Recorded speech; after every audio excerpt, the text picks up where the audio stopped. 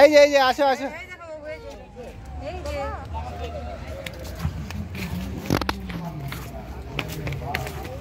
কোথায় যাচ্ছ, কোথায়?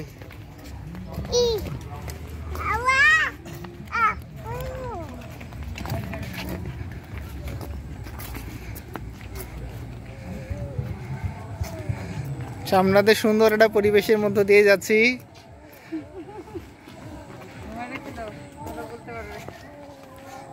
আপনি কিছু বলবেন আমাদের এই জার্নির ব্যাপারে, পিকনিকের ব্যাপারে?